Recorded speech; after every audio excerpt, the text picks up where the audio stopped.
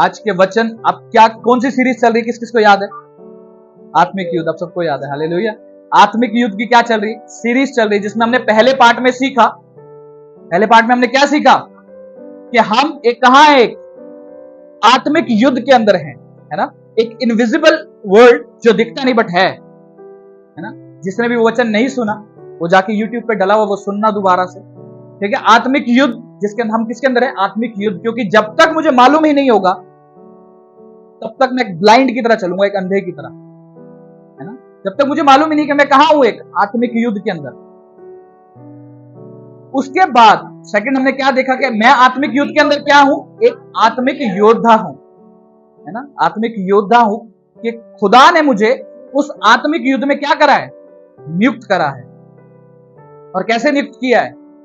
खाली आत्मिक हथियारों के साथ क्या है, नियुक्त किया है। ये दो पार्ट अभी तक हम सीख चुके हैं, आज हम तीसरा पार्ट सीखेंगे जो आत्मिक हथियारों के बारे में, क्योंकि अभी तक तो मैंने समझ लिया, क्योंकि एक सीक्वेंस में मैं आत्मिक हथियारों को नहीं चला सकता जब तक मुझे मालूम ही नहीं है कि मैं युद्ध में हूं, और मैं तब भी नहीं चला सकता जब तक मुझे मालूम ही नहीं है कि खुदा ने मुझे अपॉइंट किया है कि योद्धा के तौर पर। वॉरियर समझते हैं ना, एक वॉरियर, एक फौजी होता है जैसे, वैसे ही खुदा ने मुझे एक योद्धा के तौर पर क्या है, अपॉइंट किया है। किसके खिलाफ? अपनी सास के खिलाफ, अपनी देरानी जेठानी के खिलाफ, किसके खिलाफ? अपनी नंद के खिलाफ, है अपने भाई के खिलाफ। यही रिश्ते होते हैं ना जिसमें लड़ाइयां होती हैं सबसे ज्यादा। ये शैतान की युक्ति है, समझो। ये परमेश्वर की ओर से नहीं है कि आप आपस में भाई भाई लड़ो, माँ बेटे लड़ाई करें, सास बहुएं लड़ाई करें। ये परमेश्वर की ओर से नहीं है, शैतान की ओर से। तो क्या हमें इनके खिलाफ लड़ाई करनी है? नहीं, हमें किसके खिलाफ लड़ाई करनी है? शैतान की युक्तियों के खिलाफ ना, क्योंकि वो बताता है कि हमारी जो लड़ाई है वो मांस और लहू से नहीं है। किसके खिलाफ है? शैतान की, उसकी युक्तियों के खिलाफ, उसकी सेनाओं के खिलाफ लड़ाई, राइट। तो अब मैंने जान लिया कि मैं एक कहां हूं, एक आत्मिक युद्ध के अंदर हूं। और मैं कौन हूं? एक आत्मिक योद्धा। कौन हूं मैं? सारे ब्रदर्स बोलेंगे मैं कौन हूं? हालेलुया। मैं एक आत्मिक योद्धा हूं, और मैं अपनी मर्जी से अपॉइंट नहीं हुआ हूं, खुदा ने मुझे अपॉइंट किया है। और उस खुदा ने जिसने पृथ्वी और स्वर्ग को बनाया, हालेलुया, जिसने पूरे तारामंडल को बनाया, उसने मुझे ठहराया है। मैं अपने आप से नहीं हुआ, है ना। और कैसे अपॉइंट किया है? पूरे हथियारों के साथ। आज हम उन हथियारों के बारे में सीखेंगे, और सीखेंगे साथ ही साथ कि हम उन हथियारों को चला कैसे सकते हैं। हालेलुया। आइए आज का वचन हम निकालेंगे, इफिसियों की किताब निकालेंगे सभी।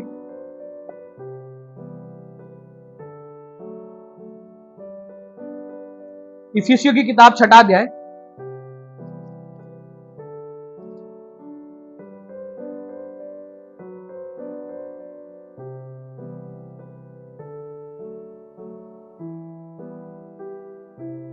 उसका 13वें वचन से हम पढ़ेंगे। पहले 10वां वचन हम पढ़ेंगे, जिसके बाद बाइबल नहीं है वो शेयर करो आपस में एक दूसरे के साथ। क्या लिखा वचन में? इफिसियों की किताब 6वां अध्याय उसका 10वां वचन। इसलिए प्रभु में और उसकी शक्ति के प्रभाव में बलवंत बनो। प्रभु का वचन कहता है इसलिए प्रभु में और उसकी शक्ति के प्रभाव में क्या बनो? बलवंत बनो। दोनों में, आपको प्रभु के साथ एक रिश्ते में भी, और उसकी जो सामर्थ्य जो प्रभु हमें देता है उसमें क्या क्या बनते जाओ? बलवंत बनते जाओ। अब हम वचन को पढ़ेंगे 13वें वचन से। क्या लिखा? इसीलिए परमेश्वर के सारे हथियार बांध लो कि तुम बुरे दिन का सामना कर सको और सब कुछ पूरा करके स्थिर रह सको। क्योंकि प्रभु ने कहा कि तुम्हें क्या रहना है, हर सिचुएशन में हमें क्या रहना है? स्थिर रहना है, स्टेबल रहना है, क्योंकि शैतान आएगा हमें गिराने के लिए, चैलेंजेस लेकर के आएगा हमें गिराने के लिए। लेकिन क्या लिखा कि इसीलिए परमेश्वर के सारे हथियार बांध लो कि तुम बुरे दिन का क्या कर सको? सामना कर सको। इसका मतलब बैड डेज, बुरे डेज जो हैं, वो बुरे दिन जो है वो आएंगे, लेकिन प्रभु कहता है आपको घबराने की कोई जरूरत नहीं है ना। जब आप विश्वास में चल रहे हो तो चैलेंजेस भी आएंगे, क्योंकि यही उस बात का प्रूफ होगा कि चैलेंजेस आ रहे हैं, इसका मतलब क्या है? आप विश्वास में चल रहे हो। क्योंकि एक घड़ी सही टाइम बता रही है, उसका प्रूफ क्या है? बताओ। एक घड़ी सही टाइम बता रही है, उसका प्रूफ क्या है? वो आपको चलती हुई नजर आएगी, है ना। वो घड़ी क्या है? आपको चलती हुई नजर आएगी। उसी तरीके से एक विश्वासी जब महसूस कर पा रहा है यार मेरे जीवन में चैलेंजेस आ रहे हैं, है ना? शैतान मुझे गिराने की कोशिश कर रहा है। या पहचान कैसे पा रहे हो? क्योंकि प्रभु का आत्मा आपके अंदर। क्या आज से पहले आप पहचान पाते थे कि शैतान मुझे गिराने की कोशिश कर रहा है? आज आप पहचान पा रहे हो, क्यों? क्योंकि प्रभु का वचन और उसका आत्मा आपके अंदर। और आज हम सीख रहे हैं कि किस तरीके से मैं योद्धा तो हूं, लेकिन मैं खाली योद्धा नहीं हूं, हथियारों के साथ। और वो हथियार के बारे में आज हम सीखेंगे कि किस तरीके से जब मैं शैतान के साथ क्या कर सकता हूं, लड़ाई कर सकता हूं और जीत भी सकता हूं। ऑलरेडी वो हारा हुआ है, लेकिन जब भी वो प्रयास करता है, वो किसके सामने हारा हुआ है? वचन के सामने हारा हुआ है, परमेश्वर के सामने हारा हुआ है। तो क्या वो चीज मेरे अंदर है कि जिसके कारण जब वो मेरे सामने भी आए तो वो एक लूजर महसूस करे अपने आप, वो एक लूजर, एक हारा हुआ खिलाड़ी हो? क्या लिखा वचन में? 14वां वचन पढ़ेंगे हम। इसीलिए सत्य से अपनी कमर कसकर और धार्मिकता की झीलम क्या करो? पहनकर। अब एक एक हथियार के बारे में मैं आपको बताऊंगा ताकि आप समझ पाओ। क्या लिखा? सत्य से अपनी कमर को कसकर। कमर, ये कमर है ना हमारी, किससे कसते हैं हम? बेल्ट से। क्योंकि ये कमर, ये जो आपकी पूरी बॉडी को क्या करती है? स्टेबल रखती है, स्थिर रखती है। इसीलिए बोला कि सत्य से अपनी कमर को क्या कर? कस ले। क्योंकि जब मैं विश्वास में चलूं तो मैं क्या चलूं? डट करके चलूं। और वो सत्य क्या है? तो यीशु मसीह ने कहा कि जीवन, सत्य और मार्ग मैं ही हूं। मैं यीशु मसीह, हालेलुया।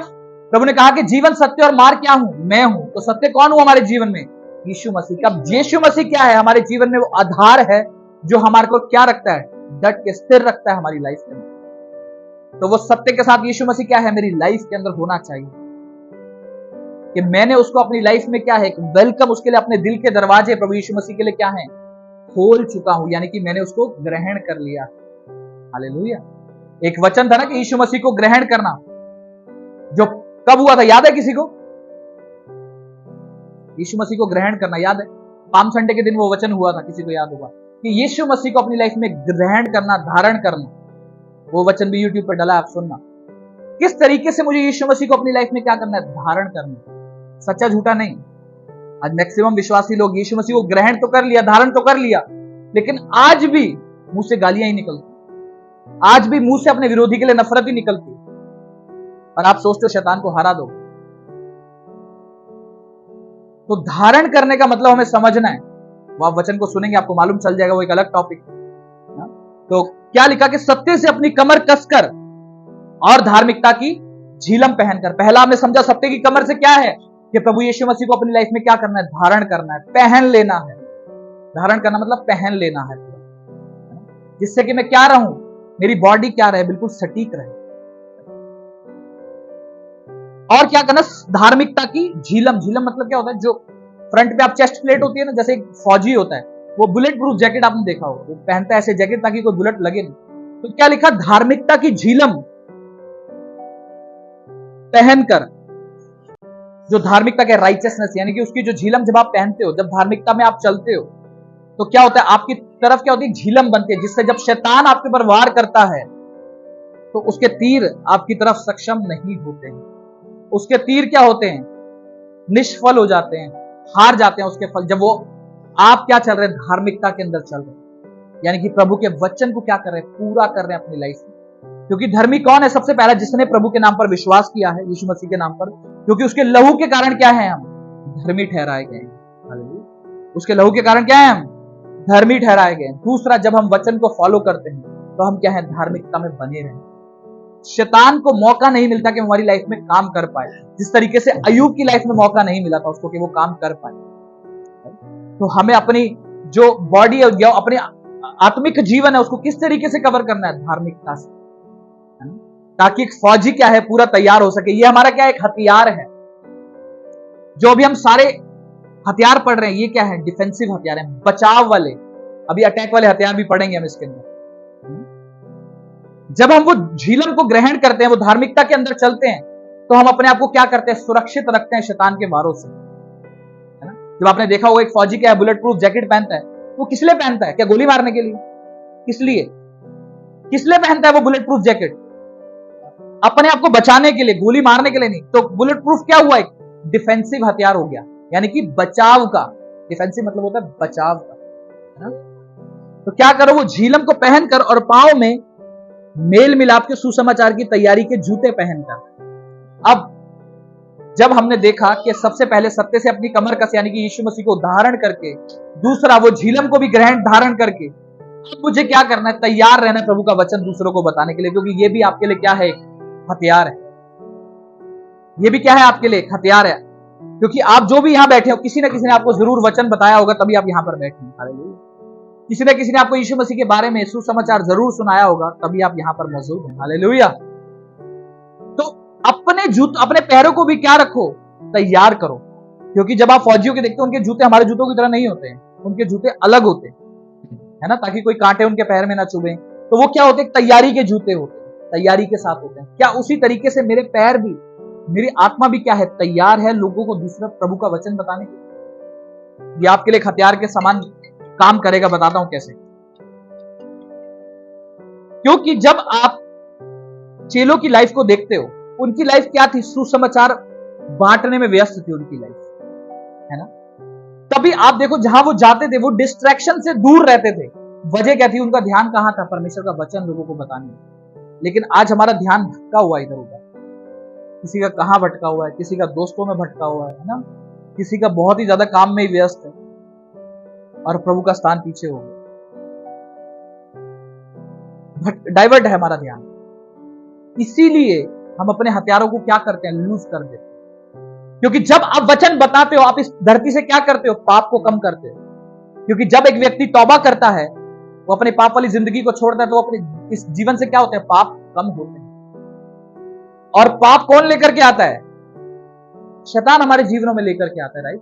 तो अल्टीमेटली जब आप दूसरों को वचन बताते हो, तो आप शैतान की युक्तियों को क्या कर रहे हो? कमजोर कर रहे हो। क्योंकि किसी ने मुझे वचन बताया, मैंने अपनी पाप वाली जिंदगी को छोड़ा ना, और क्या हुआ? जब मैंने पाप वाली जिंदगी को छोड़ा, तो शैतान का काम मुझमें से क्या हुआ? कम हुआ।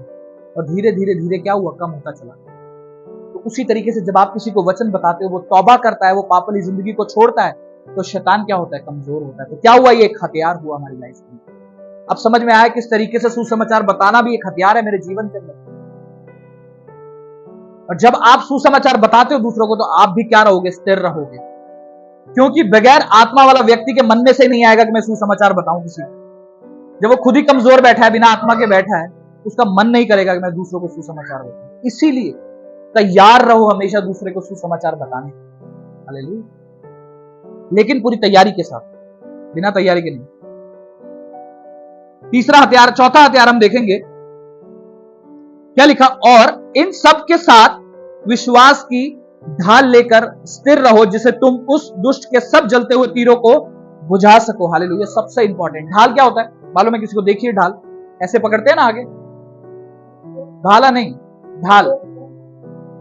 कोई गोल होता है, कोई लंबा होता है, लेकिन ऐसे पकड़ के जो एक सिपाही चलता है, एक में भाला पकड़ता है, एक में ढाल पकड़ता है ना। ढाल किस लिए होती है? बचाव के लिए। तो अभी तक हम कौन से हथियार पढ़ रहे हैं? बचाव वाले, जिससे मैं बचाव कर सकता हूं। मारने का समय भी आएगा, रुको जरा, राइट। तो जब क्या है? विश्वास की ढाल अपने साथ लेकर के चलो। अब शैतान आपकी लाइफ में क्या कर रहा है? निराशाओं को लेकर आ रहा है ना। आपके बिजनेस में क्या कर रहा है? डाउनफॉल को लेकर के आ रहा है। लेकिन एक विश्वासी जिसके पास विश्वास की ढाल है, वो करेगा आगे के मसीह में की गई मेहनत कभी व्यर्थ नहीं जाएगी। आप समझ रहे? शैतान के उधर से तीर आएंगे, बिजनेस में डाउनफॉल लेकर के आएगा, है ना, घर में फाइनेंशियल कमजोरी लेकर के आएगा। अब विश्वासी ढाल आगे करेगा कि मसीह में की गई मेहनत कभी व्यर्थ नहीं जाएगी। ये आपका विश्वास है।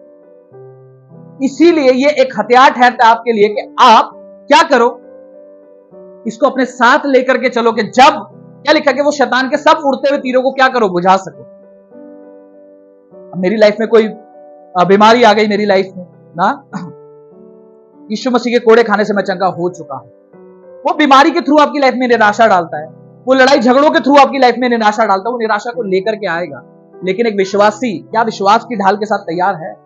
क्या उसको मालूम है कि ये परमेश्वर की ओर से नहीं, ये शैतान की ओर से, और प्रभु ने मुझे एक योद्धा के तौर पर अपॉइंट किया है कि मैं इससे लड़ सकता हूं और जीत सकता हूं। हालेलुया।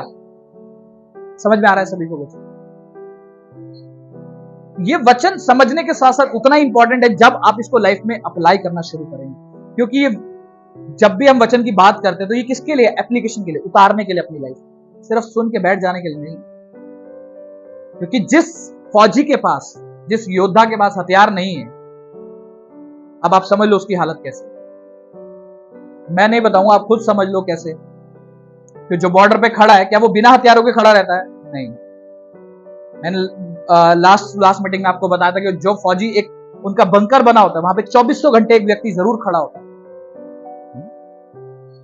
उसी तरीके से खुदा ने आपको भी क्या करा है? अपॉइंट किया है पूरे हथियारों के साथ। और आज वो आत्मिक हथियारों के बारे में हम पढ़ रहे हैं।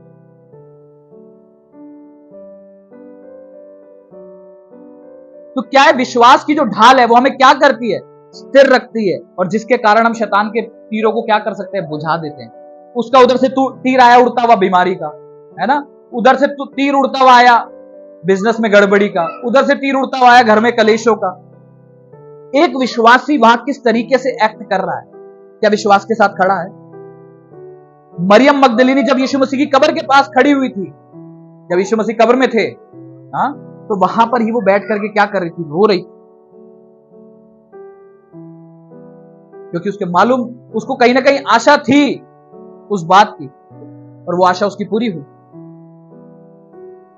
और एंड में उसकी आशा पूरी हुई जब यीशु मसीह जी उठे मुर्दों में से तीसरे दिन। तो सबसे पहले किसको दिखाई दिए?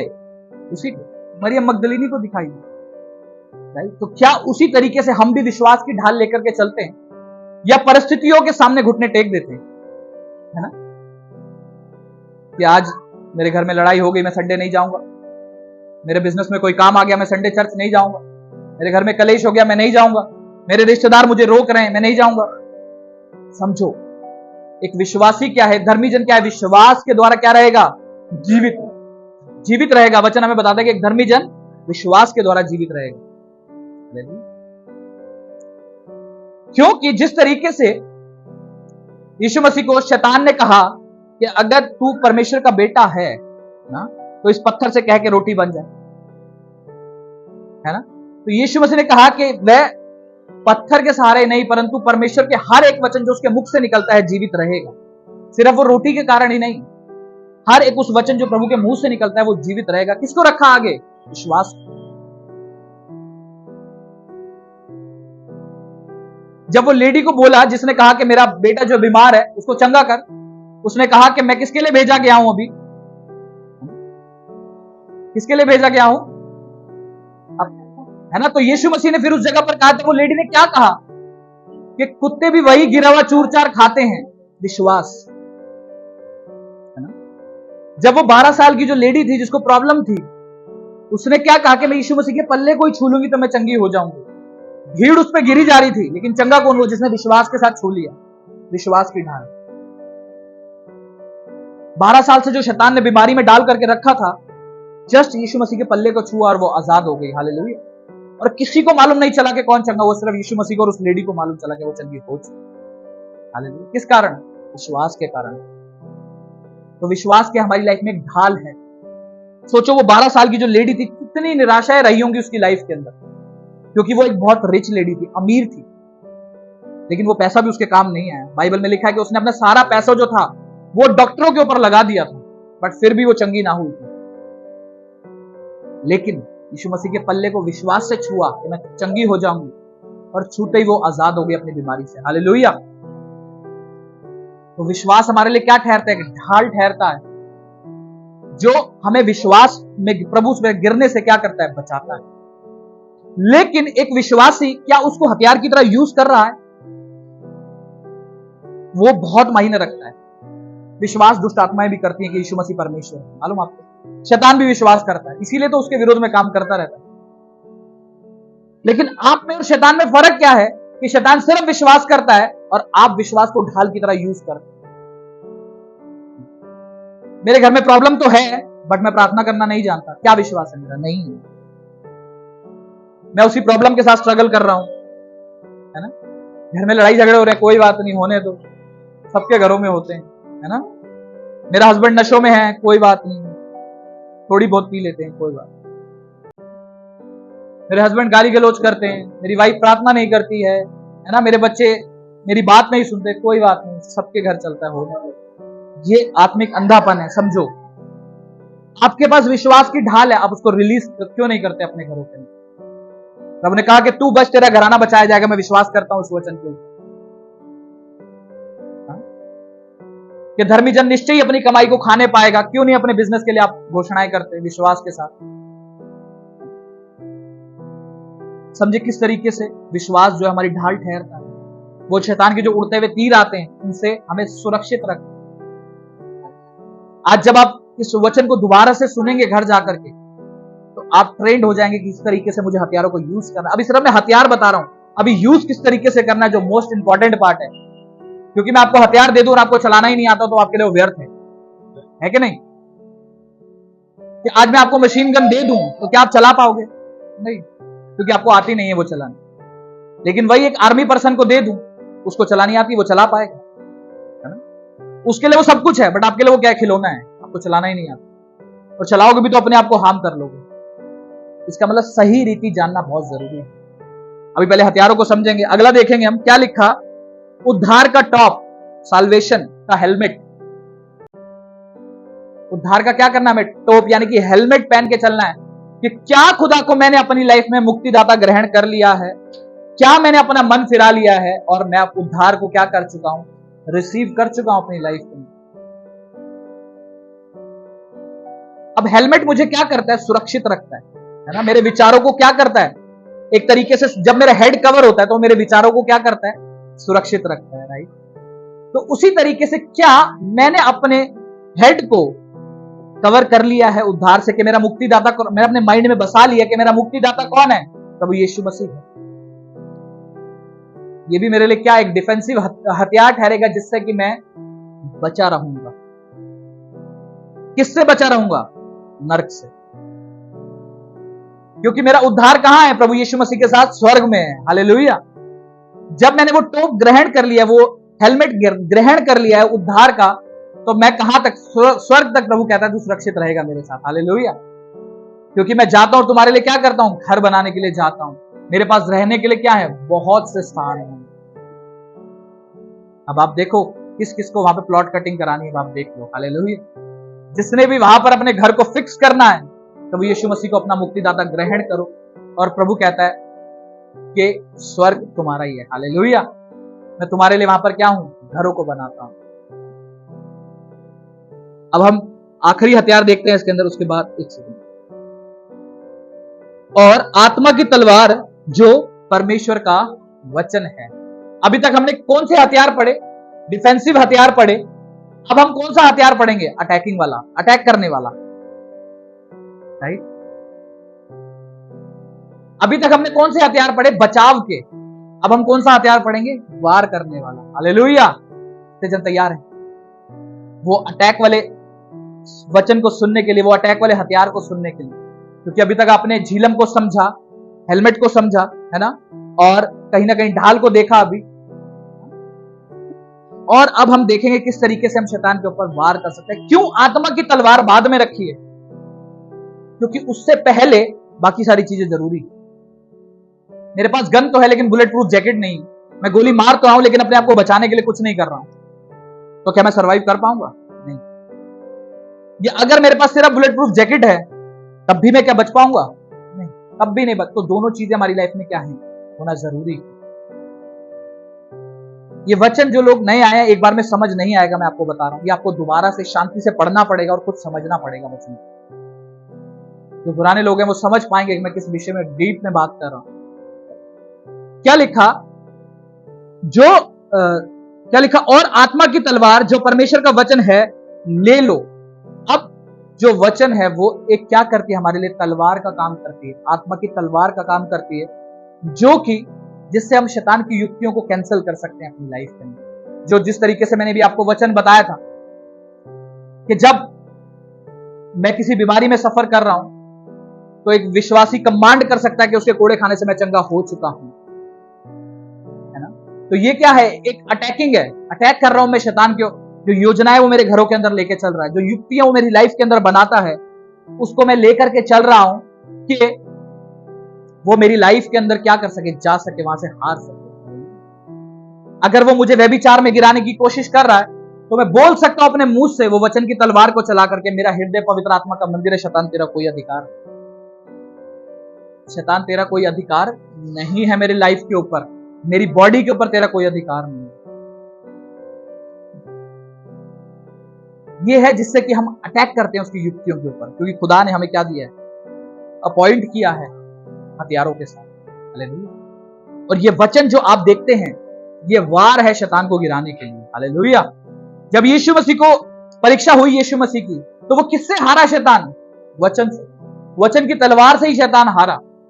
जब यीशु मसीह को शैतान जो है वो ऊंचे पर ले गया और उसको बोला अपने आप को नीचे गिरा दे, क्योंकि खुदा तेरे विषय में स्वर्गदूतों को आज्ञा देगा कि वे तुझे हाथों हाथ उठा ले, क्योंकि ये बात वचन में लिखी है। यीशु मसीह ने कहा कि तू अपने परमेश्वर की क्या कर, परीक्षा ना कर। तो वचन से किस तरीके से आंसर दिया मालूम? शैतान भी वचन जानता है, वचन पे चलता नहीं है। वो वचन को जानता है लेकिन वचन को चलता नहीं। और जो वचन पर चलने वाले होते हैं, शैतान उनके सामने बहुत ही फीका होता है। हालेलुया। यीशु मसीह ने जब वचन के थ्रू उसको आंसर दिया, वो क्या हुआ? वहां से फिर चला गया। इसका मतलब जब आप वचन को इस्तेमाल करते हो एक तलवार के तौर पर, वो आपके सामने स्थिर नहीं रह सकता। ये सामर्थ्य है वचन की। बट आप क्या विश्वास की ढाल के साथ उस तलवार को चला रहे हो? क्योंकि विश्वास की ढाल और तलवार एक साथ ही होते हैं, कभी भी ध्यान देना। एक हाथ में विश्वास की ढाल होती है, एक में तलवार होती है। एक विश्वास की एक कन्फेशन आपको क्या कर रहा है? बचा रहा है, और दूसरा उसी पे क्या कर रहा है? वार कर रहा है। समझ रहे हैं आप मैं क्या कहने की कोशिश कर रहा हूं? क्योंकि दोनों हाथ एक ही हाथ में क्यों दिए गए हैं? ताकि जब आप वचन को कन्फेस करो विश्वास के साथ, तो वो एक ढाल का काम करे, और दूसरा वो एक तलवार का काम करे कि शैतान की युक्तियों से आप बच पाओ। क्योंकि जब मेरे साथ भी प्रॉब्लम होती थी, शैतान डिस्ट्रैक्ट करने की कोशिश करता था, तो मैं भी प्रभु के वचन को रिलीज करता था। ऐसा नहीं है कि अगर मैं यहां खड़ा हूं पुलपिट के इस तरफ, तो मेरी लाइफ में डिस्ट्रैक्शन नहीं आती, चैलेंजेस नहीं आते, डबल आते। ठीक है, बट मुझे आत्मिक समझ से काम लेना पड़ेगा कि मेरे पास जो तलवार दी गई है, क्या मैं उसे टेस्ट कर रहा हूं कि नहीं, है ना? क्या मैं उसे चला रहा हूं या नहीं अपनी लाइफ में? क्योंकि जब मैंने उसको चलाया, आप यकीन नहीं मानोगे, मैं सारी डिस्ट्रैक्शन वो शैतान मेरे आगे से चला गया था। हालेलुया। बट ऐसा नहीं है कि वो दोबारा नहीं आएगा, बट एक विश्वासी को क्या है? तैयार रहना है। इसलिए लिखा है ना, इसीलिए परमेश्वर के सारे हथियार बांध लो कि तुम बुरे दिन का सामना कर सको और सब कुछ पूरा करके स्थिर रह सको। सब कुछ जो भी हमने पढ़ा है ना, हमने आखिरी क्या देखा? सेकंड लास्ट, कि आत्मा की तलवार जो कि वचन है, उसे क्या करो? ले लो, यानी कि ग्रहण कर लो। अब समझो वचन पढ़ना कितना जरूरी है हमारी लाइफ में, कि अगर मुझे शैतान के सामने स्थिर रहना है और लड़ाई करना और जीतना है, तो वचन की नॉलेज होना मुझे कितना जरूरी है। हर एक वो चीज जो आपके घर में चल रही है वो नेचुरल नहीं है। कई बार हम सोचते हैं यार ये घर में हो रहा है हमारे नेचुरल है। नहीं, ऐसा नेचुरल नहीं है, क्योंकि प्रभु ने आपको वो दुख और कलेशों में चलने के लिए नहीं बनाया। कई बार हम क्या करते हैं? परिस्थितियों के साथ समझौता कर लेते हैं। समझ में आ रहा है? जब सिचुएशंस हमारे घर में चल रही हैं, हम क्या करते हैं? उसके साथ दोस्ती कर लेते हैं, बट वो हमारा दुश्मन है। ध्यान रखो, जो नेगेटिव सिचुएशंस मेरी लाइफ में चल रही हैं, वो परमेश्वर की ओर से नहीं है, उसके साथ समझौता करना छोड़ दो। ठीक है ना? जो गढ़ मेरी लाइफ में बने हैं, वो प्रभु की ओर से नहीं है, उसके साथ समझौता नहीं करो आप। मेरे को बुरे सपने आते हैं, मुझे शैतान डराता है, वो प्रभु की ओर से नहीं है, समझौता मत करो उसके साथ, वो शैतान की ओर से। और प्रभु ने अपना वचन आपको दिया है कि याकूब के घराने पर कोई भी तंत्र मंत्र नहीं चलेगा। हालेलुया। जितने जनों के घर में भी उनको लगता है कि बैड ड्रीम्स के थ्रू शैतान आपको गिराने की कोशिश करता है या डराने की कोशिश करता है, आप वचन को क्लेम करो। और जितने भी लोग नए आए हैं, वो भी ये वचन को जरूर याद रखें, और अपने घरों में जाकर के जब आप प्रार्थना करते हैं, तो ये वचन को जरूर क्लेम करें कि याकूब के घराने पर कोई तंत्र मंत्र नहीं चल सकता, और मैं याकूब के घराने से बिलोंग करता हूं। हालेलुया। क्योंकि जो ब्लैक मैजिक होते हैं, ये होते हैं, है ना, इसको आप डिनाई नहीं कर सकते हम। क्योंकि ये जो शुरुआत सारी हुई है ब्लैक मैजिक की, मालूम कहां से हुई है? मालूम कहां से हुई? मिस्र से। तो बाइबल में मिस्र के बारे में आप पढ़ते हैं, जहां से इजराइली लोगों को निकाला था, वहां से ब्लैक मैजिक, काले जादू की शुरुआत जो है वहां से हुई है ना। इसीलिए परमेश्वर ने क्या अपने लोगों को निकाल करके अपने स्थान में रखा, और वही सेम आप लोग, खुदा ने आपको वहां से निकाल करके क्या रखा? अपने स्थान में रखा, अपनी ज्योति वाले स्थान में रखा। इसीलिए आज आपके घराने पर कोई भी तंत्र मंत्र नहीं चलेगा। बट आपको कोई भी शैतान का सामान अपने घर में संभाल करके नहीं रखना। ठीक है? क्या लिखा उसके बाद आखिरी, अब हम देखेंगे कि आखिरी हथियार क्या है। 18वां वचन हम पढ़ेंगे, हर समय हर प्रकार से आत्मा में प्रार्थना और विनती करते रहो और इसलिए जागते रहो कि सब पवित्र लोगों के लिए लगातार विनती किया करो। आखिरी हथियार क्या है हमारा? प्रार्थना। तो दो हथियार जो है हमारे, एक वचन की तलवार और दूसरा प्रार्थना। ये कौन से हथियार हैं? ये अटैकिंग है। और किसके हैं? तैयारी के हैं। क्योंकि जब हम प्रार्थना में रहते हैं तो हम खुदा के साथ क्या है, एक रिश्ते के अंदर बढ़ते हैं। और जब आप बढ़ते हो तो आप उस हथियारों को चलाने में क्या हो जाते हो? सक्षम हो जाते। क्योंकि प्रार्थना क्या है हमारी? एक तैयारी है ना, अपने आत्मिक जीवन के लिए भी प्लस शैतान के साथ लड़ने के लिए। हालेलुया। तो ये जो हथियार हैं इसके ऊपर आप दोबारा जरूर मनन करें ताकि समझ में आए कि हथियारों का मतलब क्या है, और आप धीरे धीरे देखेंगे अपनी लाइफ में इसको अप्लाई करना शुरू कर देंगे। हालेलुया। अब हम बात कर रहे थे कि हमने हथियारों के बारे में तो पढ़ा है ना। अभी सीक्वेंस पूरा हुआ कि जब मैं कहा हूं एक आत्मिक युद्ध के अंदर, और आत्मिक युद्ध के अंदर मैं क्या हूं? एक योद्धा हूं। और मेरे हथियार क्या है? सबसे पहला हथियार क्या है? सत्य से अपनी कमर कस ले, यानी कि सत्य सबसे पहला हथियार। और सत्य कौन है? यीशु मसीह को अपनी लाइफ में क्या करना? धारण करना, और उसको धारण करते हुए चलना। दूसरा हथियार क्या है? धार्मिकता की झीलम, यानी कि जो आपकी चेस्ट प्लेट है, जो एक योद्धा की चेस्ट प्लेट होती है, वो किसकी होनी चाहिए? धार्मिकता की, राइचसनेस की, यानी कि प्रभु के वचन के साथ क्या करना? एक संबंध में रहना, प्रभु के वचन को पूरा करने के लिए। तभी आप क्या हो? एक धार्मिकता के अंदर चलो। तीसरा क्या है? सुसमाचार के जूतों को पहन लेना अपने, यानी कि अपने आप को रेडी रखना प्रभु का वचन भी दूसरों को बताने के लिए। और चौथा क्या है? बताओ। विश्वास की ढाल भी अपने साथ क्या करना? ले लेना, जब आप एक तैयारी के अंदर चलो। पांचवा, उद्धार का टॉप, यानी कि साल्वेशन का हेलमेट जो है आप अपने साथ कैरी करके चलो कि मैंने अपनी लाइफ में मुक्तिदाता यीशु मसीह को ग्रहण कर लिया है, बपतिस्मा ले लिया है और मन फिरा लिया है। हालेलुया। उसके बाद क्या है? तलवार जो परमेश्वर का वचन है वो ले लो। और आखिरी प्रार्थना। ये हमारे आत्मिक हथियार हैं, है ना। और अब इस हथियारों को चलाने के लिए मुझे तैयारी क्या रखनी है, वो भी अब मुझे सीखना पड़ेगा।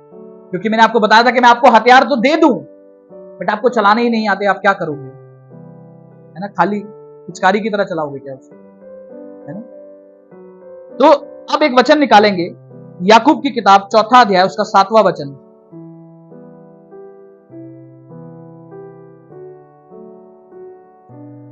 याकूब की किताब 4 अध्याय उसका 7वां वचन। क्या लिखा वचन के अंदर? इसीलिए परमेश्वर के अधीन हो जाओ और शैतान का सामना करो तो वे तुम्हारे पास से भाग निकले। हालेलुया। अब इस वचन को हम समझें। क्या लिखा? इसीलिए परमेश्वर के अधीन हो जाओ और शैतान का सामना करो और वे तुम्हारे पास से भाग निकले। 3 स्टेप समझ आए? अधीनगी, सामना और विक्ट्री। हालेलुया। तो सारी जो काम शुरू होगा वो किसके शुरू होगा? अधीनगी से, प्रभु की अधीनगी से। अगर मैंने आपको हथियार दिए हैं तो उसको चलाने का तरीका क्या है? प्रभु के साथ अधीनगी में रहना, प्रभु के साथ एक संबंध में, उसके सबमिशन में रहना। अधीनगी का मतलब क्या होता है? मैं आपको थोड़े सरल शब्दों में समझाता हूं। एक मालिक होता है, एक उसका सेवक होता है। जब सेवक अपने मालिक की हर बात मानता है तो उसकी क्या है? अधीनगी में। उसी तरीके से हम भी जब प्रभु के वचनों को फॉलो करते हैं तो इसका मतलब क्या है? हम उसकी अधीनगी में चल रहे हैं, उसके सबमिशन में चल रहे हैं। पहला स्थान किसको दिया है हमने? परमेश्वर को।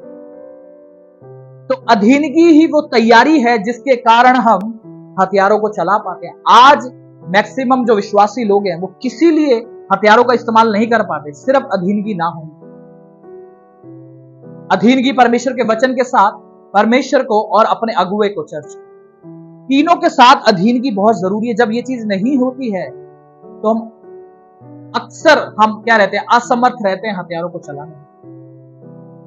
क्योंकि जब हथियार तो बिल्कुल सरल शब्दों में लिखते हैं फिर भी नहीं चला पा रहे विश्वासी। रीजन क्या है? अधीनगी नहीं है, पीछे वो तैयारी नहीं है। इसलिए मैं आपको हमेशा कहता हूं कि जब भी आप कलीसिया आओ तो सुबह प्रार्थना की तैयारी के साथ आया करो, कि ताकि जब जाओ तो सेम नहीं जाओ। हालेलुया। क्योंकि शैतान भी तैयार रहता है कि आप वचन नहीं सुनो। क्योंकि उसको मालूम है ये वचन इनकी क्या बनेगा, जड़ बन जाएगा। राइट? ये वचन इनकी जड़ बन जाएगा जो इनके घरों को शैतानिक चीजों से खाली कर देगा, जो इनके घरों को कलेशों से खाली कर देगा, इनके जीवन को बदल देगा। ये वचन ही वो जड़ बनेगा इनकी लाइफ के अंदर। इसलिए शैतान चाहता है पहले वचन ही चुराया जाए। ठीक है ना? इसलिए आप तैयारी के साथ आया। और बात आई अब अधीनगी की, कि अधीनगी का मतलब क्या है? आज्ञाकारिता के अंदर चलना, प्रभु की अधीनगी में चलना पूरा, कि परमेश्वर का वचन मुझे क्या कह रहा है, मैं उस दायरे के अंदर चलूंगा, उसके बाहर नहीं। क्योंकि भजन संहिता 91 बताता ना, जो परम प्रधान के छाए हुए स्थान में बैठा रहता है वो सर्वशक्तिमान की छाया में क्या करेगा? ठिकाना पाएगा। यानी कि आप उसकी प्रोटेक्शन में रहोगे जब आप परम प्रधान यानी कि परमेश्वर के छाए हुए स्थान, यानी कि जो वचन के द्वारा छाया हुआ स्थान है, जहां पे आदम और हवा थे वहां पर पाप नहीं था।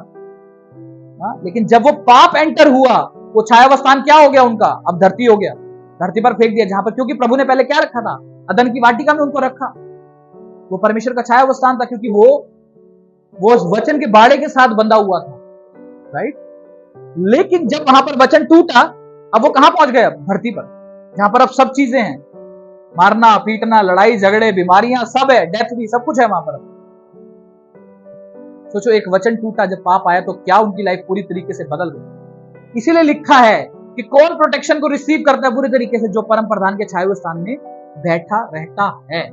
ऐसा नहीं कि आज आपने प्रार्थना करी, प्रोटेक्शन रिसीव करी और वो बनी रही, कल आप जब प्रार्थना छोड़ते हैं, क्योंकि जब आप छोड़ देते हैं, आप क्या करते हैं? वचन से बाहर जाने लग जाते हैं, पाप की तरफ बढ़ने लग जाते हैं, संसारिक संगति की तरफ बढ़ने लग जाते हैं, जो आपको पाप की तरफ लेकर के जाएगा। राइट? तो वो छाया हुआ स्थान क्या खुल जाता है। जिस तरीके से आदम और हवा बाहर आ गए उस छाया हुए स्थान से, वजह क्या थी? पाप, वचन को तोड़ना। उसी तरीके से एक विश्वासी भी क्या होता है? जब वचन को तोड़ता है, वो छाया हुआ स्थान क्या हो जाता है? वो लाइनें बन जाती हैं सिर्फ, जहां से शैतान एंट्री कर सकता। यहूदा इस्करियोती की लाइफ में भी सेम था। तो इसीलिए हमें क्या रहना है? अलर्ट रहना है अपने आत्मिक मस्तिष्क से, और ये नहीं समझना कि जो सब चल रहा है मेरे घर में सब नॉर्मल है। प्रभु ने मुझे एक योद्धा के तौर पर बनाया है, हमेशा ध्यान रखना, और हथियारों के साथ बनाया है। हालेलुया। और किस हथियार से मैं अटैक कर सकता हूं? बताओ, चलो, किस हथियार से मैं अटैक कर सकता हूं? बताओ, सुन रहे हो सारे? वचन के द्वारा। हालेलुया। वचन के द्वारा मैं क्या कर सकता हूं? अटैक कर सकता हूं शैतान के ऊपर। बाकी सारे क्या है? मेरे बचाव के लिए, लेकिन एक वचन ही मेरे पास ऐसा है जिससे मैं शैतान की युक्ति के ऊपर अटैक कर सकता हूं। और मैं आपको सच बता रहा हूं, जब तक आप इसको इस्तेमाल नहीं करोगे, आप विक्ट्री को देखोगे नहीं। तो आप वचन को पढ़ो और इस्तेमाल करना शुरू करो। कुछ वचन आपने मेरे मुंह से भी सुने होंगे कि याकूब के घराने पे कोई तंत्र मंत्र नहीं चल सकता, यहोवा में की गई मेहनत कभी व्यर्थ नहीं जाएगी, उसके कोड़े खाने से मैं चंगा हो चुका हूं, धर्मी निश्चय ही अपनी कमाई को खाने पाएगा, अपने नाती पोतों तक को भी देखने पाएगा। हालेलुया। तो जब मैं उसके लहू के कारण धर्मी ठहराया जा चुका हूं, तो क्या मैं वचन को क्लेम नहीं कर सकता? बिल्कुल कर सकता। तो अब मुझे यह समझना है कि अब वो वचन जो है, आत्मिक युद्ध, आत्मिक योद्धा और आत्मिक हथियार, आज की डेट पे क्या है? वो पूरा हो। लेकिन उसके पीछे एक मोस्ट इंपॉर्टेंट कारण है कि मैं इसको इस्तेमाल कर पाऊंगा। वो क्या है? अधीनगी। इसकी लिखा है ना कि परमेश्वर के अधीन हो जाओ, शैतान का सामना करो और वह तुम्हारे पास से भाग निकलेगा। तो अधीनगी हमारी लाइफ में क्या है? बहुत जरूरी है कि जो मेरा मालिक कहेगा, जो मेरा परमेश्वर कहेगा, मुझे उसे क्या करना है? फॉलो करना है। बाइबल में भी लिखा ना, यीशु मसीह कहते हैं अगर तू उसे प्रेम करता है तो मेरे वचनों को पूरा कर, है ना? मेरी आज्ञाओं को क्या कर? पूरा कर, उसको अपनी लाइफ में उतार। जब तू मेरे वचनों को क्या करता है? मुझसे प्रेम करता है। और इसी से जब हम वचनों को पूरा करते हैं और अपने आप को एक जीवता हुआ बलिदान करके चढ़ाते हैं, प्रभु कहता है तू मेरी सिद्ध इच्छा को मालूम कर पाएगा। किसको मालूम है कि प्रभु की उसकी लाइफ में इच्छा क्या है? किसी को मालूम है? आज हम कंफ्यूजन में क्यों चलते हैं? वो एक अलग चीज है जो कॉमन है, लेकिन मेरे लिए पर्सनल प्रभु की इच्छा क्या है कि मैं किस करियर में जाऊं, किसके साथ शादी करूं, क्या योजना है, आज हम नहीं मालूम कर पाते। वजह क्या है? हम अपने आप को प्रभु को देते नहीं हैं। क्योंकि लिखा है कि जब तू अपने आप को, रोमियो की किताब में लिखा है, जब तू अपने आप को जीवता हुआ बलिदान करके चढ़ाएगा, तब तू परमेश्वर की भली और सिद्ध इच्छा को अनुभव से मालूम कर पाएगा। यानी कि एक्सपीरियंस भी होगा आपको उस चीज का। आप अनुभव करोगे कि हाँ यार, ये प्रभु की इच्छा है, ये मुझे शांति दे रही है। राइट? लेकिन वो कब होगा? जब अपने आप को प्रभु को सौंप देंगे। हालेलुया। इसीलिए एक विक्टोरियस लाइफ के लिए अधीनगी में चलना बहुत जरूरी है, क्योंकि दाऊद भी, आपको क्या लगता है, अपनी स्ट्रेंथ पे जीता था? नहीं, वो प्रभु की अधीनगी में था। इसीलिए वो 66 की 66 लड़ाइयां जो लड़ी उसने, वो जीता। हालांकि कई बार दुश्मन जो था उससे ज्यादा शक्तिशाली होता था।